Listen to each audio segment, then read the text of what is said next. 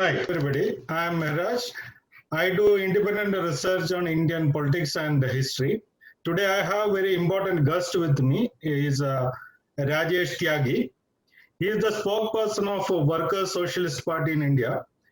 It is the successor of Bolshevik-Leninist Party. It's a Trotskyist party.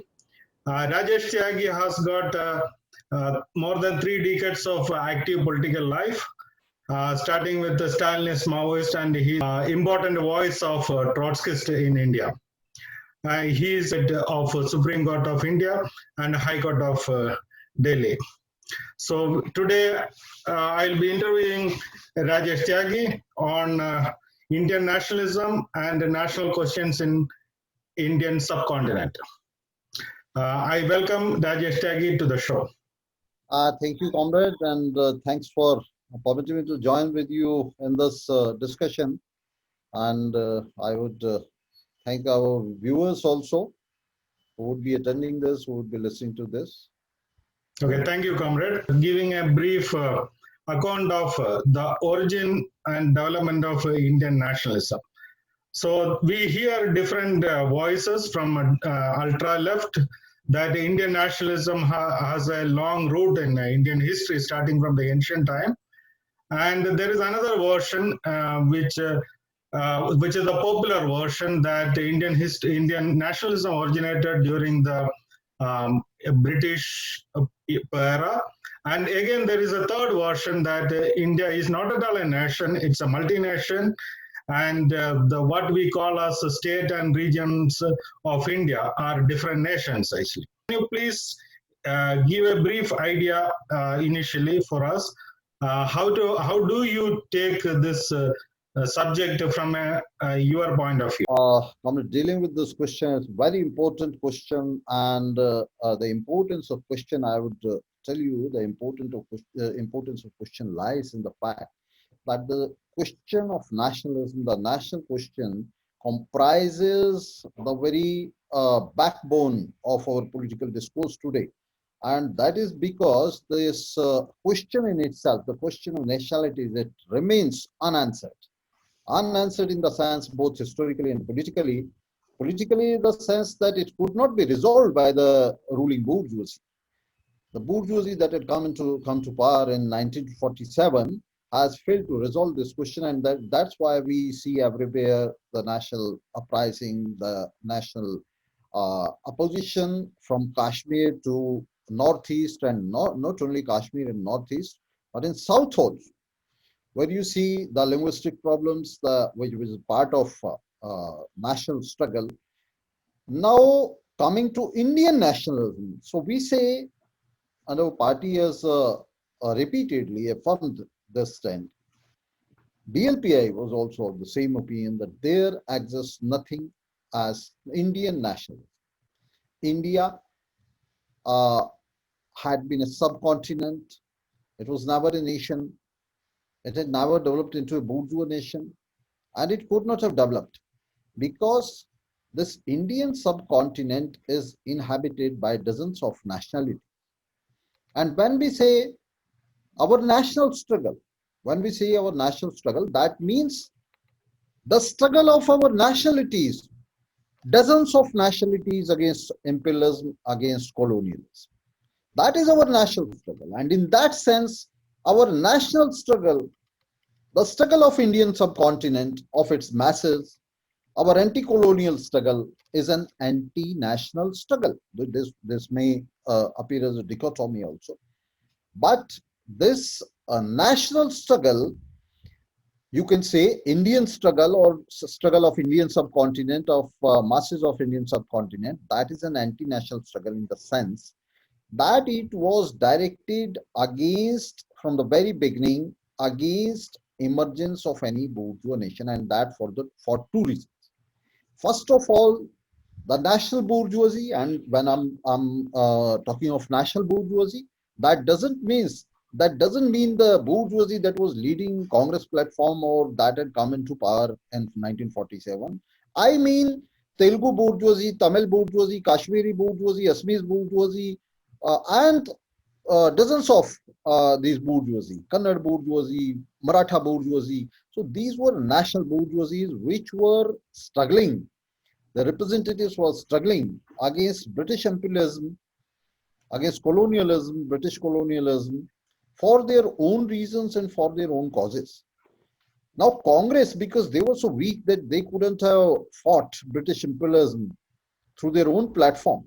These national bourgeoisie were too weak in 20th century. So that's why they threw a platform. Congress was their, we can say, a combined platform of all uh, these, which were combining all these national struggles. And in later part, I think I would say that during the end of third decade and the beginning of the fourth and the last century, that this rhetoric of Indian nationalism had cropped up.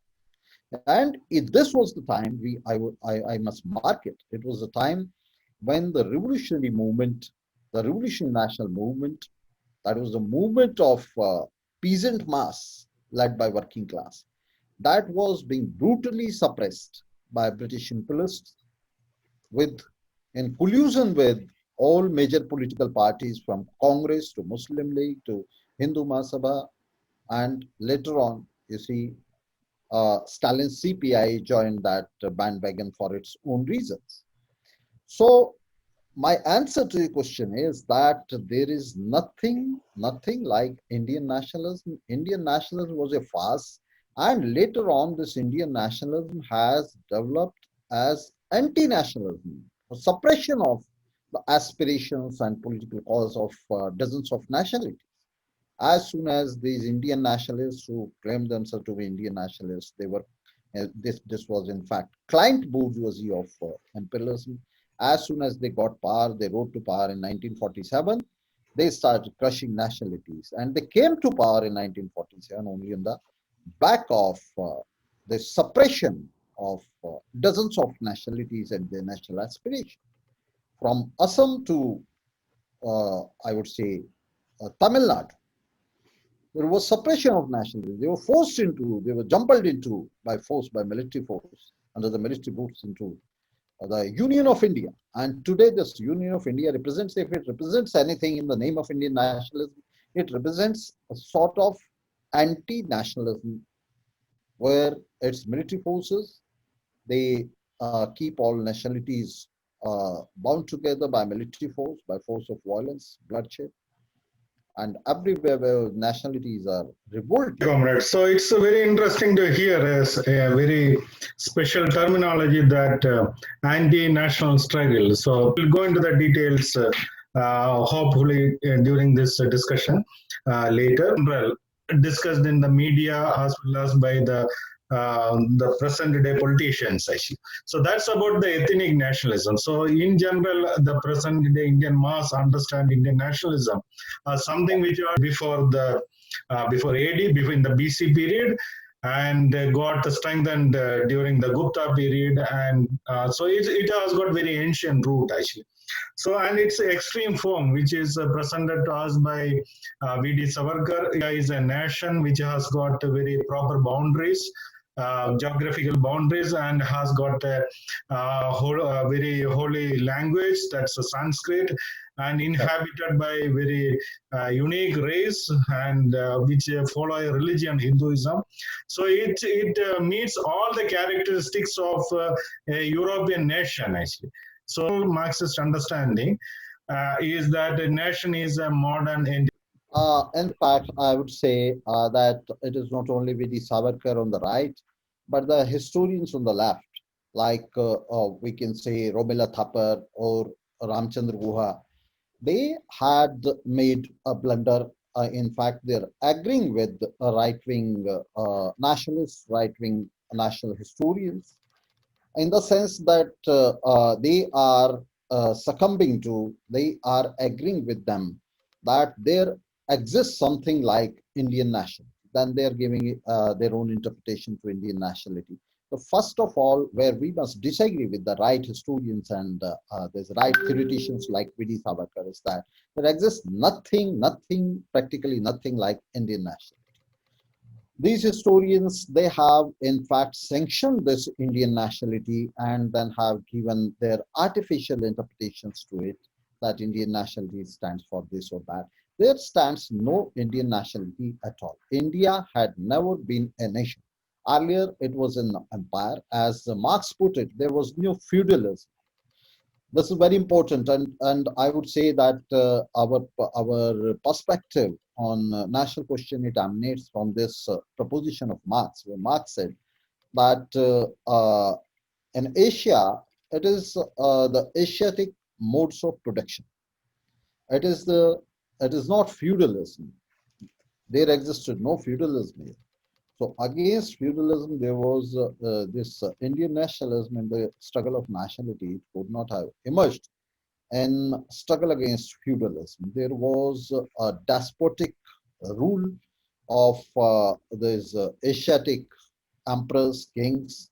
That is different mode of production that Marx has characterized as Asiatic mode of production. So taking our departure from Stalin's in that regard, I would say that these historians, these theoreticians of left, it is not the right theoreticians like V.D. Savarkar. Yes, they are absurd. They're totally absurd.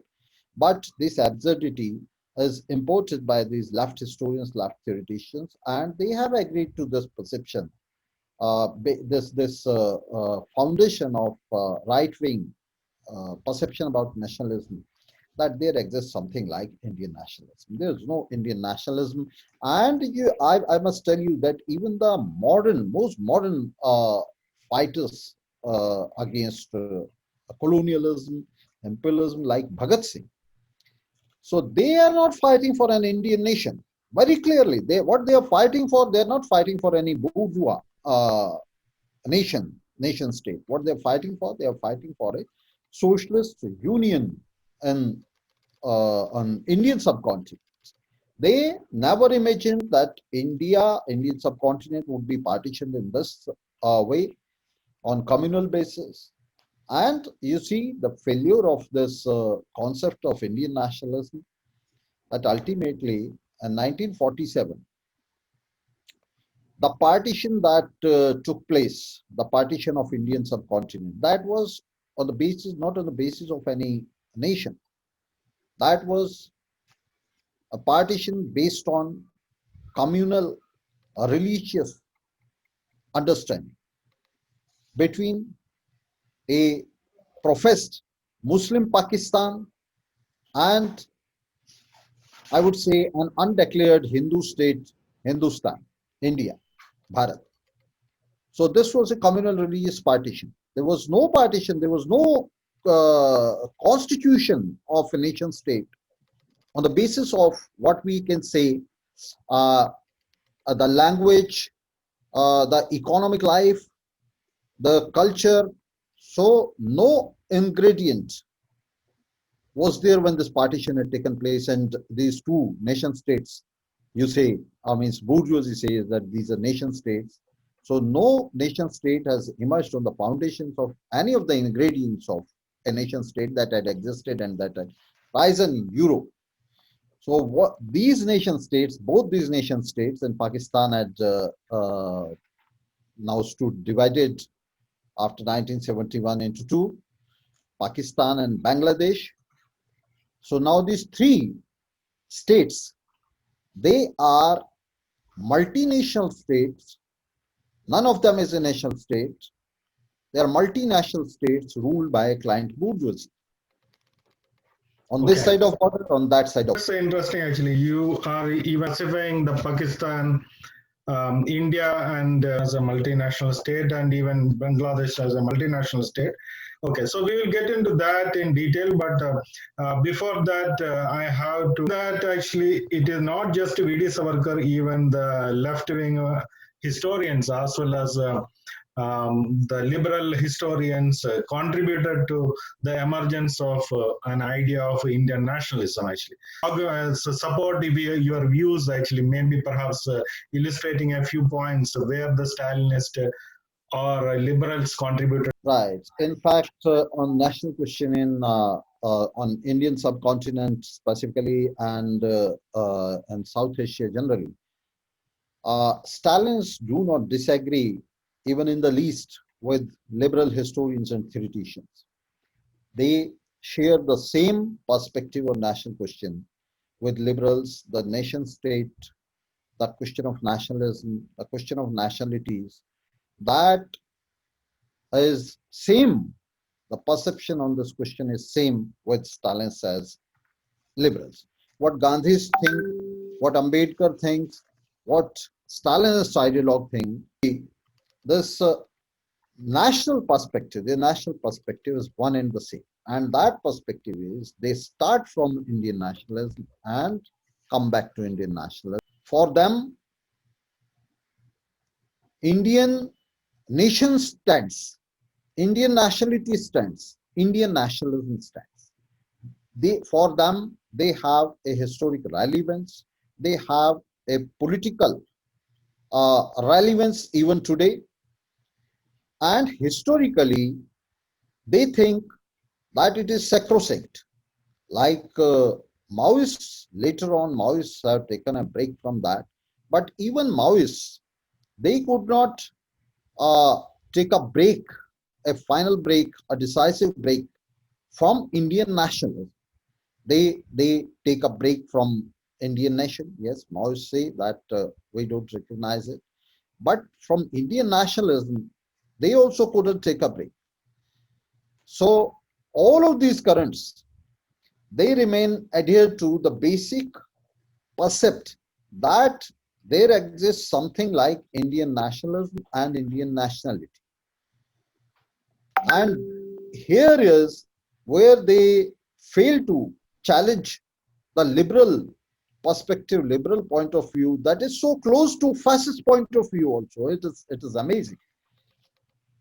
On Indian subcontinent, because fascism stands in a very close proximity to, and I would say that the nationalism has become synonymous to fascism on Indian subcontinent.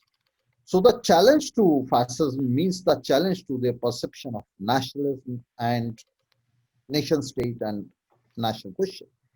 But these liberal theoreticians and their cousins, Stalinists, they have failed to do this because they do not differ, they do not disagree with the fundamentals of national question.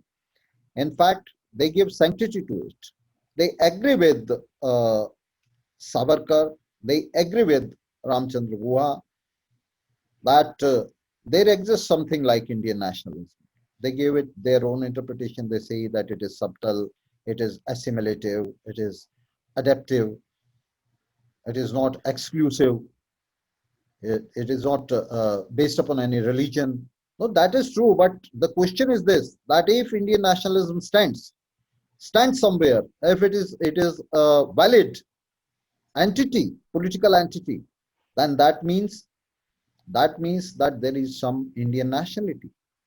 And if Indian nationality is there, if Indian national struggle is there, then you will have to tell that who represents that nationality. Then obviously the client bourgeoisie, the leaders of client bourgeoisie like Gandhi or Ambedkar or Nehru or Jinnah, they become the sacrosanct and the valid leaders of this national movement. We say that this is not the national movement that Congress was representing.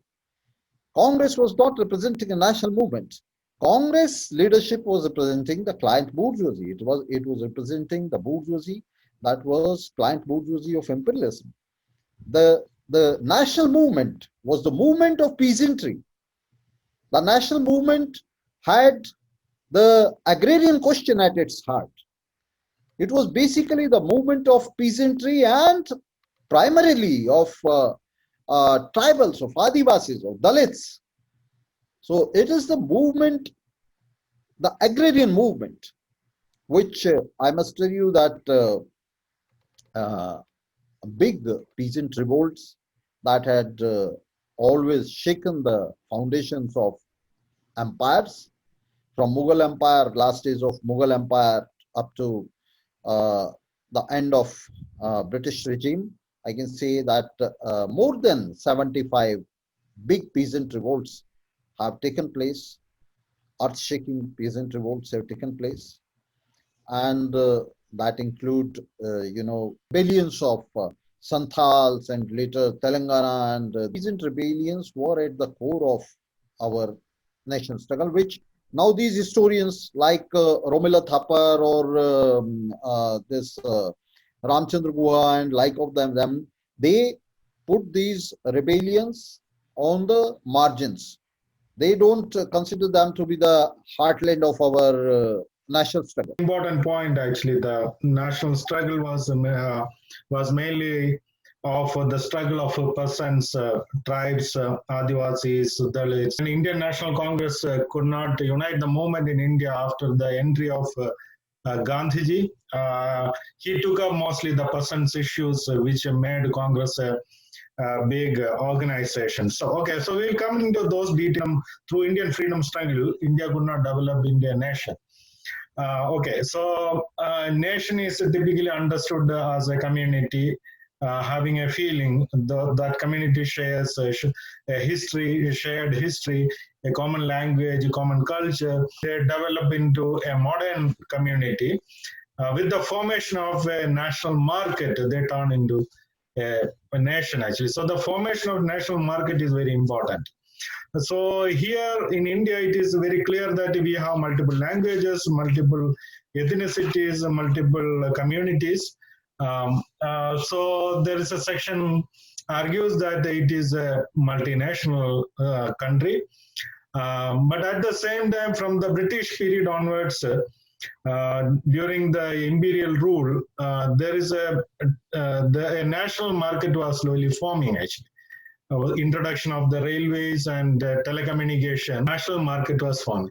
So so there is two important parameters of defining nationalism. One is a national market.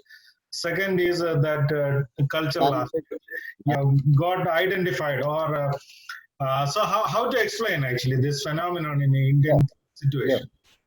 Yeah. First of all, we must understand that the national struggle means the struggle. National struggle is the struggle of nationalities, at the heart of which peasant question is there, agrarian question is there. So when we look at the national question in South Asia as the struggle of nationalities, different nationalities, well, one thing is very clear, absolutely clear, and there can be no doubt in that the nationalities from Assamese nationality to Tamilian nationality, from Kashmiri nationality to Kannada nationality, they were not fighting. These nationalities were not fighting to be jumbled into later by military force of client bourgeoisie into a nation. Jumbled on the one hand and cut off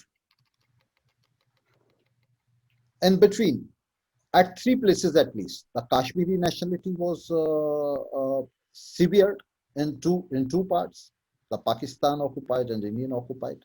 The Bangla nationality was severed, and the Punjabi nationality was severed. At least three nationalities, I would say, that three nationalities were severed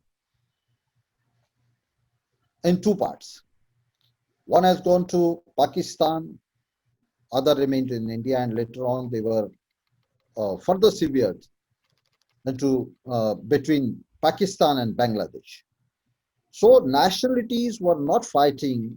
The national struggles never had this goal before them, that they would be jumbled into military unions, there's political unions led by client bourgeoisie. In fact, they were fighting against imperialism for that purpose. They were not to be ruled by, they never consented to be ruled by the agents of imperialism, their client bourgeoisie. This is one and the same thing for them, as Bhagat Singh wrote, that if the white Englishman goes and the black Indian man takes over as its agent, it would make no difference for toiling masses of the Indian subcontinent. So, first of all, as you said that there had emerged a national market, I would say that there never emerged a national market, because this market that had emerged even during British period, the railway network, the telegraph network, it was a subcontinental network. It was never a national network.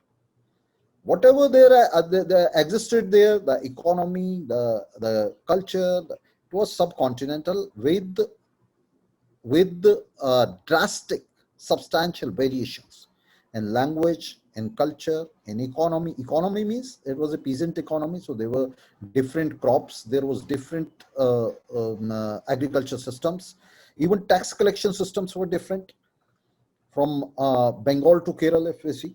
So everywhere there is a difference. There was nothing practically joining this as a nation except its terrain, its geopolitical location. And if we take this terrain, the geopolitical location as the necessary ingredient as nation, then we see that it is then also it is Indian subcontinent, because the whole subcontinent had the same geographical location, geopolitical location. So far as Indian uh, nationality or Indian nation is concerned, Indian nationalism as a sentiment, as a psyche is concerned, it couldn't have arisen. In fact, this Indian nationalism was the byproduct of abortion of our anti-colonial struggle. Abortion of anti-colonial struggle that has not come suddenly, it has not appeared suddenly around 1947. It had started, I would say, in the last of the second decade, the third decade of last century, when there was a savage, brutal suppression of this anti-colonial movement, the elimination of Chandrasekhar Azad and his comrades, then hanging of Bhagat Singh and his comrades.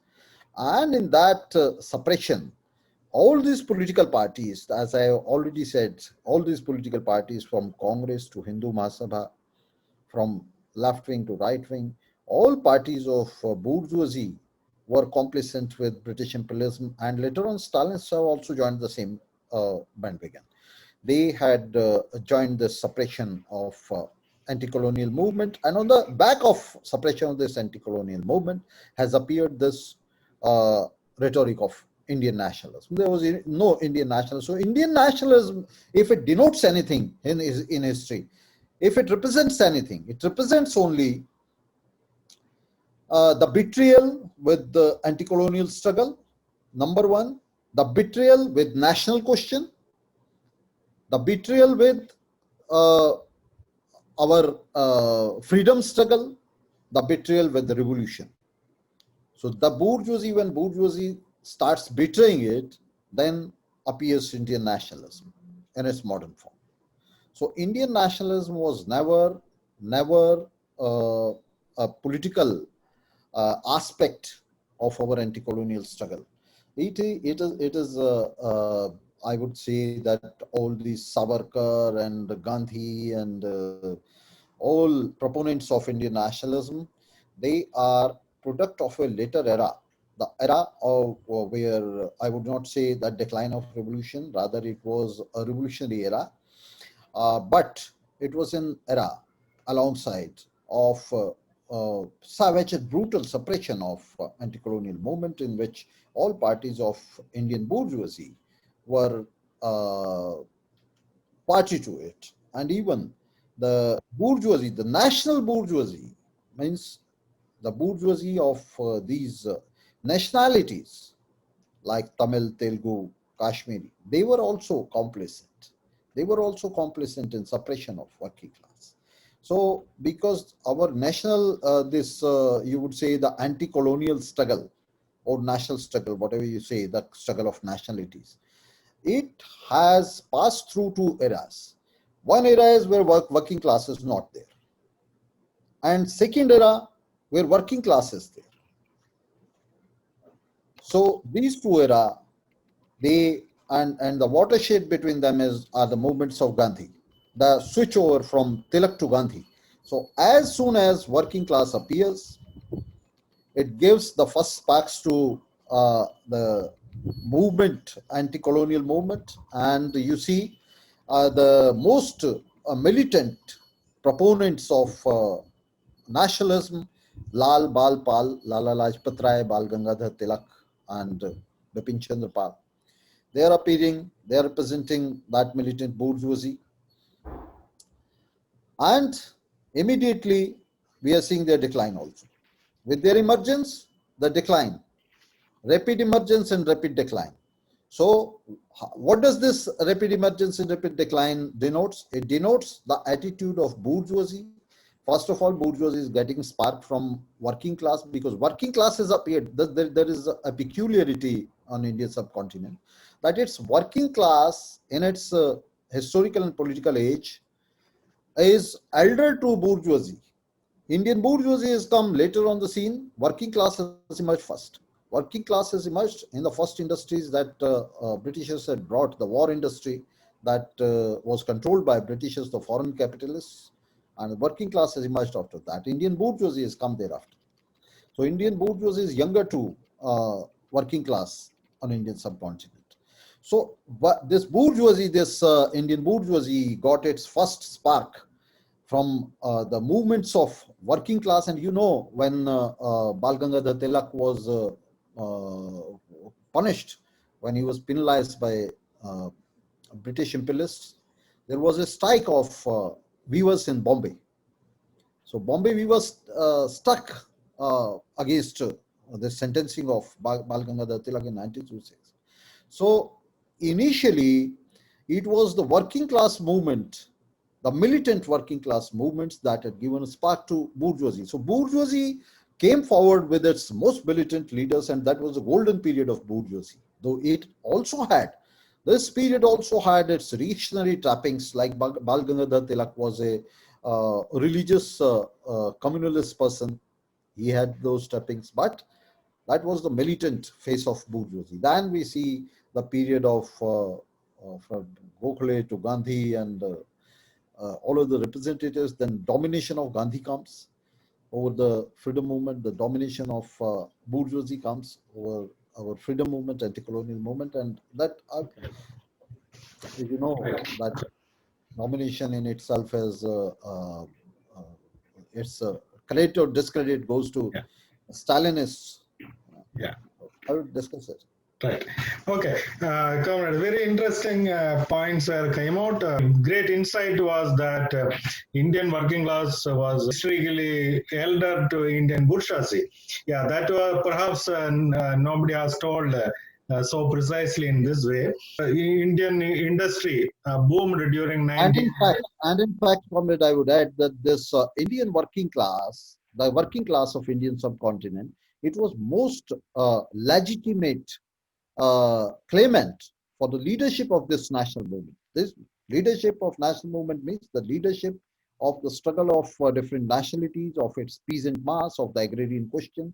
So working class was its true and legitimate leader also. But alas, the saddening aspect of history, that this working class suppressed. Yeah. has emerged, yes, and it had shown its true color under leadership of Comintern, the most militant working class, I would say, of its time, that existed on Indian subcontinent, side by side with Chinese working class, with Russian working class. Yes, there was working class, most militant working class, but soon as it fell into the hands of Comintern and Stalinists, it lost its shine, it lost its militancy, and it Stalinists attempted to make it the tale of Stalin's Comintern, and as Stalin's Comintern was itself becoming the tale of one or the other imperialist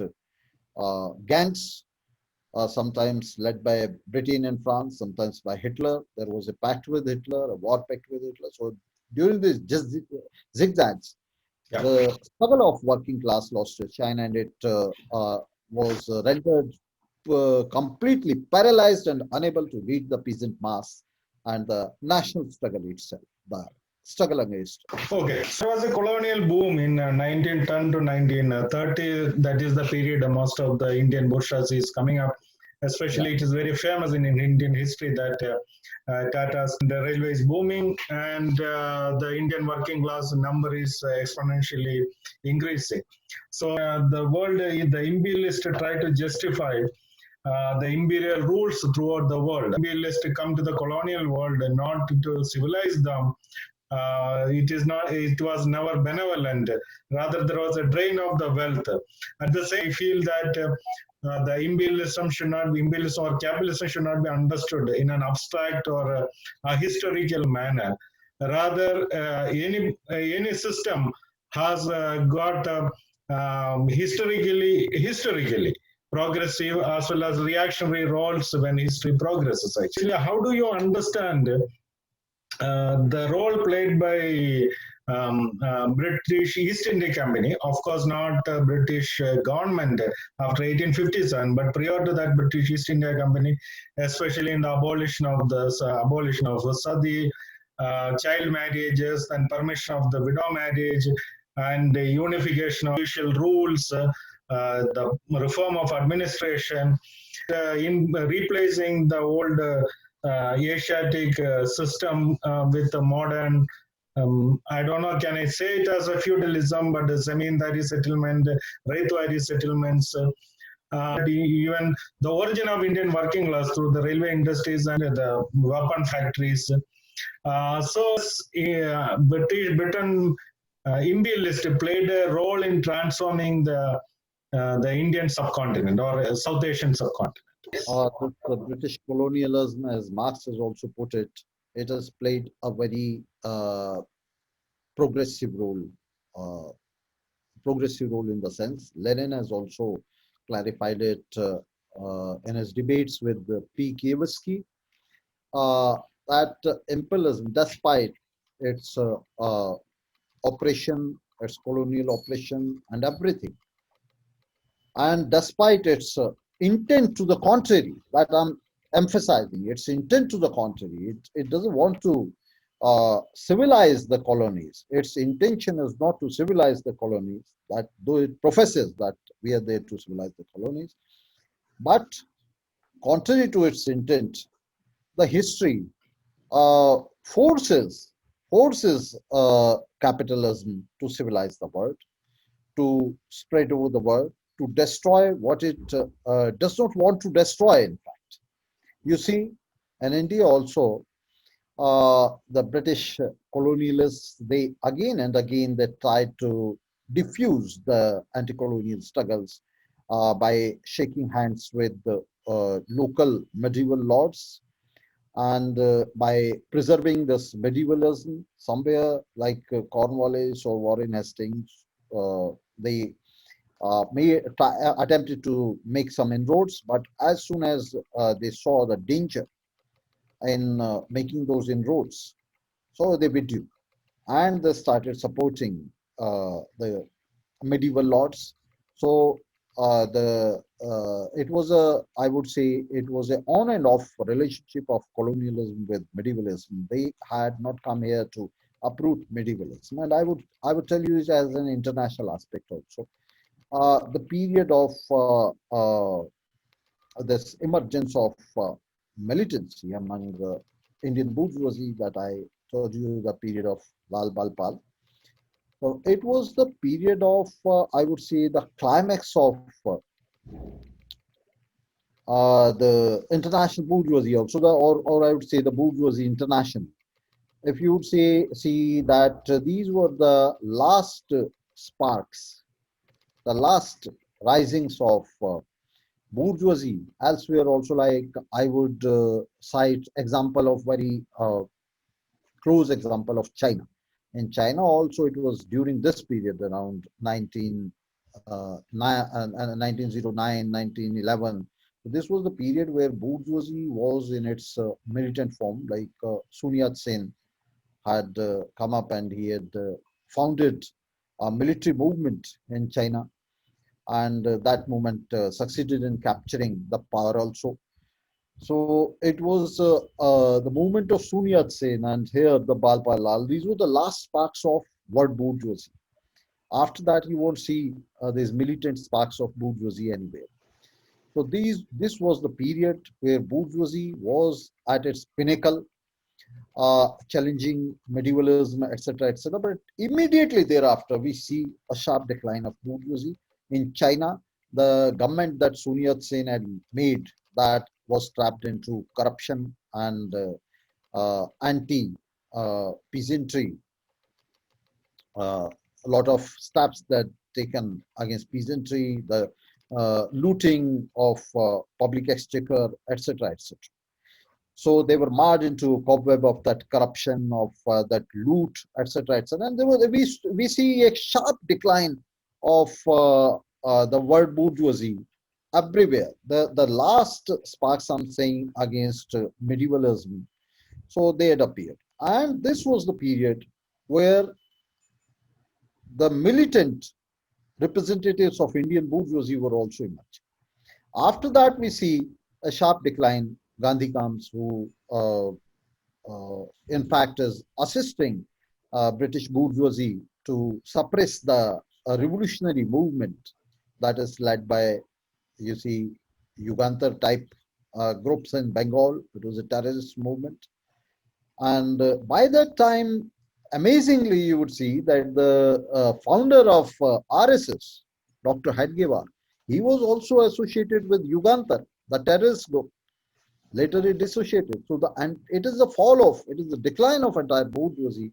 That bourgeoisie is not only turning away from this militancy, it is turning right to the service of imperialism.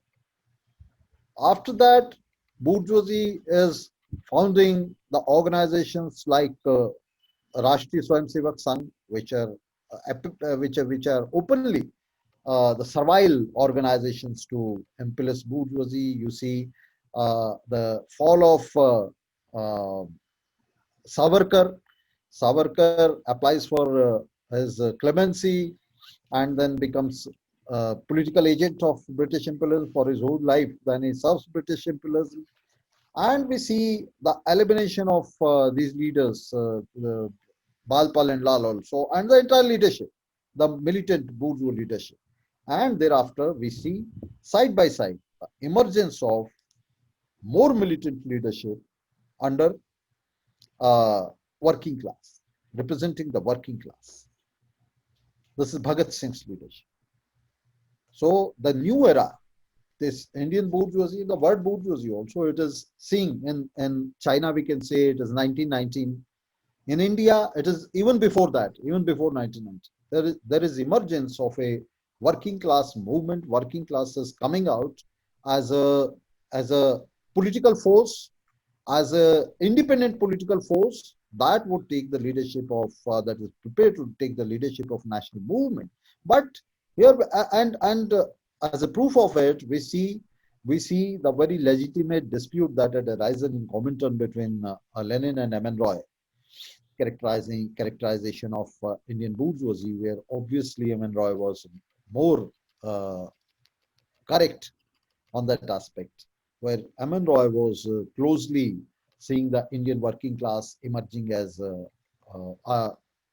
big political force, a decisive political force, and M.N. Roy was arguing that the role of Indian bourgeoisie has declined to its max, and Indian bourgeoisie would not play any progressive role in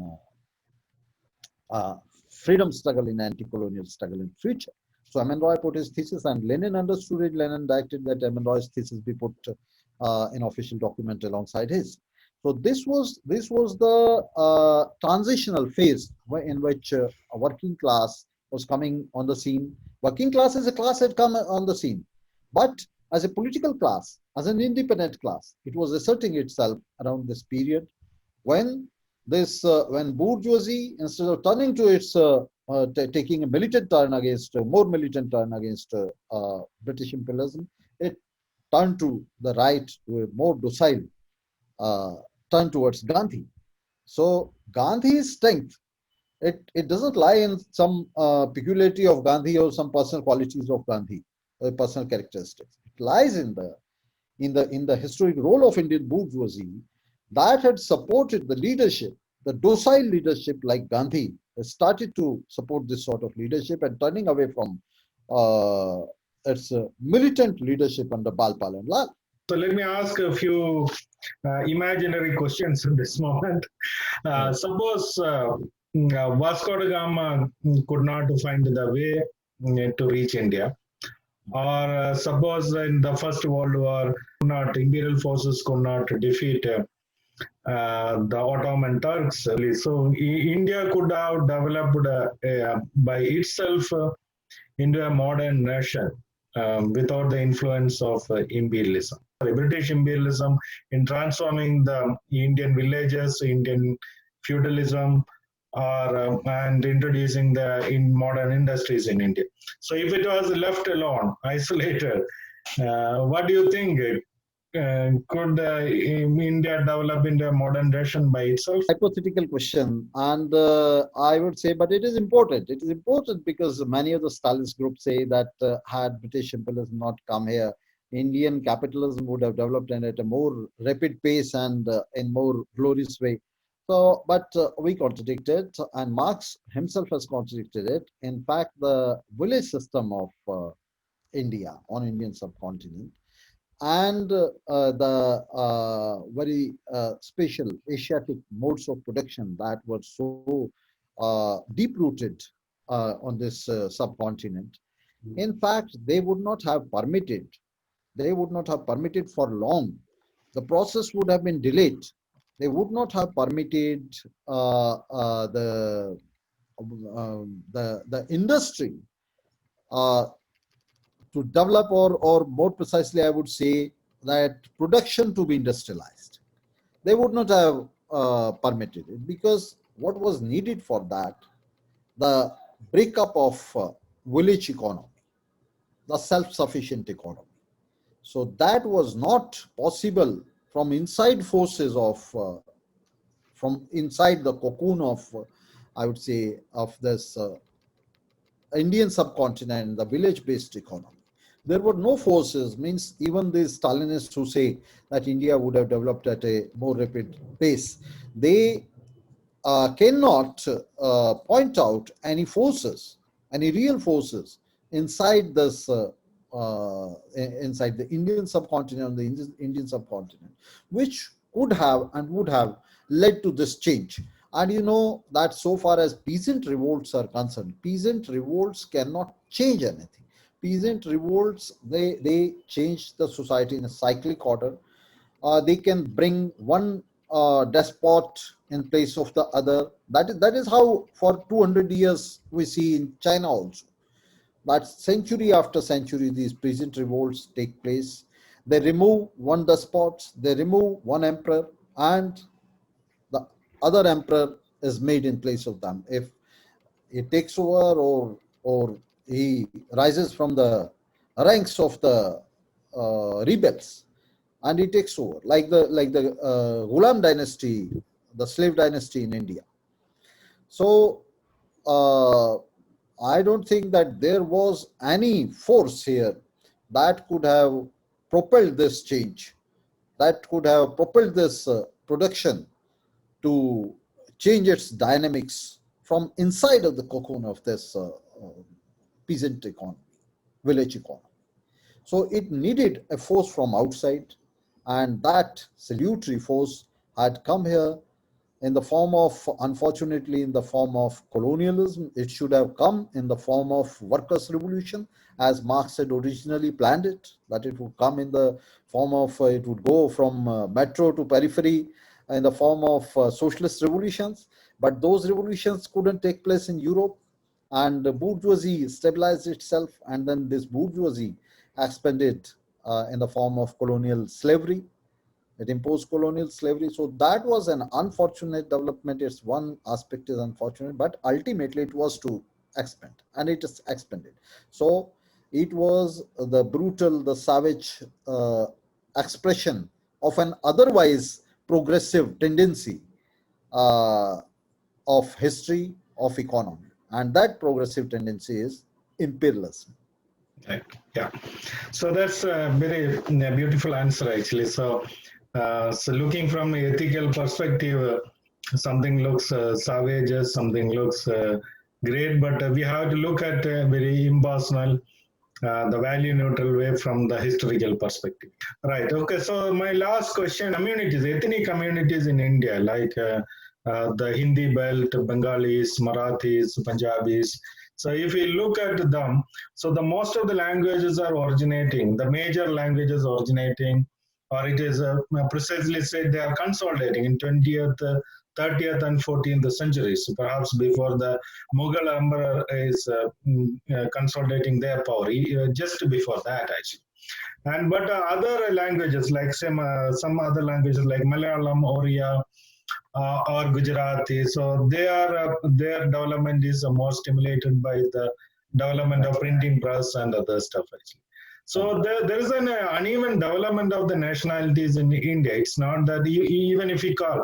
So do you think actually during the British period, the market originated among these communities, or the more prominent market was in national level? What I mean national level is the all India level, or which was a more prominent market I actually? think as the last question, you brought up the crux of our discussion and the most important question you brought forward. This uneven development, it is not uneven between nationalities themselves. This uneven development, in fact, especially on this Indian subcontinent, is so uneven that the broad mass of this subcontinent, Indian subcontinent, that was in fact until date, it is not constituted into any nationality at all. These ethnic communities, the tribal communities, they are not organized, they are not developed to the extent of a nationality also. There are nationalities, these nationalities are developed nationalities, but so far as these tribal and ethnic communities are there, they had been, and they are on the verge of, they are uh, on the verge of underdevelopment. They what they represent not the development of subcontinent, the underdevelopment of subcontinent, where these communities, these sections of population, they are not developed into castes or nation. They are at primitive stage of development of ethnicity, of tribes. So they are lying in that, and there are lots of them. They are slowly, but the question is this: that by the time these nationalities could have organized themselves, and they could have means composed themselves, constituted themselves into nation states, into their own states, into political entities as nationality. By that time, the weight of imperialism had come, and imperialism made it impossible for these ethnic communities to join the mainstream of nationalities and to assimilate themselves into some nationalities, to grow into nationalities. So the growth of these ethnic communities, Adivasis, the Dalits and all, this was hampered, this was stopped by this weight of imperialism, first weight of imperialism, and thereafter the weight of Indian bourgeoisie also. Indian bourgeoisie, its policies, its regime, that has also stopped, that also hampered the development of these communities. That's why we see here, you have rightly pointed out that this uneven development on Indian subcontinent, which is more uneven than on any other subcontinent more varied and more uneven on any other subcontinent in the world. So this has under the weight of imperialism, this was hampered in a way that the development of these communities into castes and further into nations, that had become unimaginable, unachievable. So the entire historic social development had stopped. Or, or we would say, where it is not stopped, it is, I would say that it is spoiled. Okay, thank you, comrade. So touched the crux of the point actually. So the nationalities could not develop, and national market they could not develop because of the weight of the imperialism and maybe to some extent Indian bourgeoisie. abortion of our struggle of dozens of nationalities. Yeah. So in this case, actually, I would like you to conclude what is your ambition or your hope Right. about the future. So what's a message or guideline you wanted to give to the Indian working class actually? So Right. nationalities are not yet formed, but we are under a state, maybe a partial or not fully formed national state. So and they are not consolidated.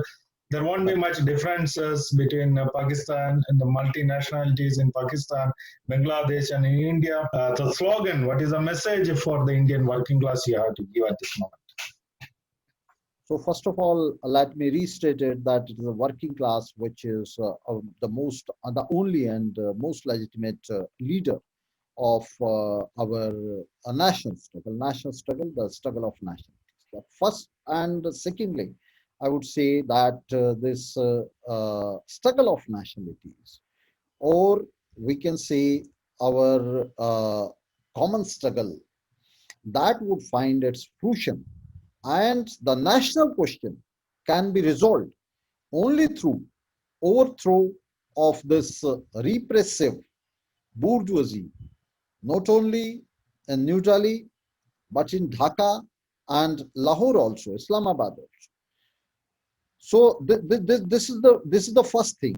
This fruition can come, this accomplishment of our national aspirations that can come, the resolution of national question can come on Indian subcontinent. First of all, through reuniting the subcontinent on a socialist basis. That means the reversal of communal regional partition of 1947. That is the first thing.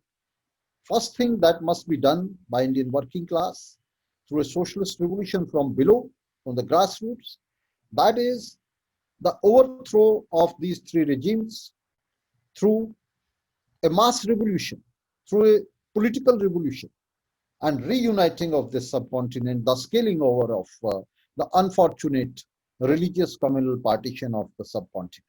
This is the first thing, and this is the only way through which we can achieve liberation of nationalities. Now, you see, many Maoist groups and Stalinist groups, they stand for sovereignty and integrity of these bourgeois nation states.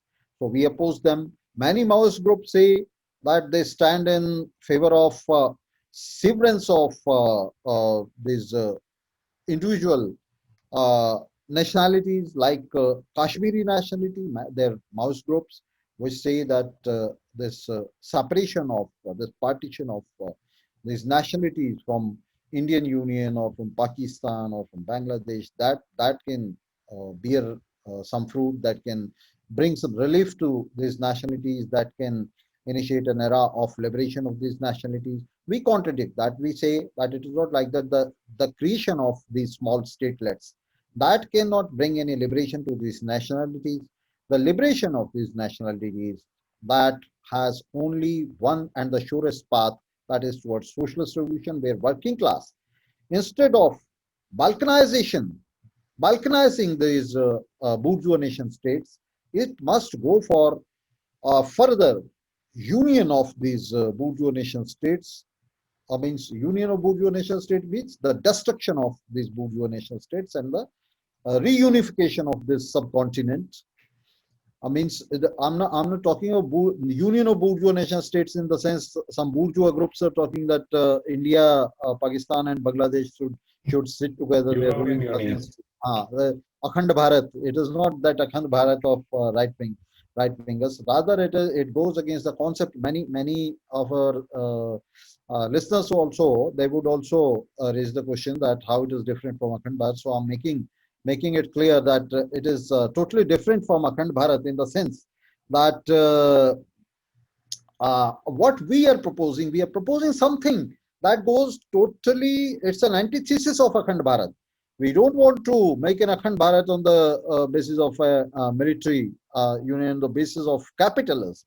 Not only capitalist basis, but an anti-capitalist basis. By overturning this regime, through a mass revolution against these three regimes, We must reunite this subcontinent as it stood before 1947, sense minus the colonial domination on a socialist basis. It must be a socialist union, and then around it, a socialist union of South Asia must emerge.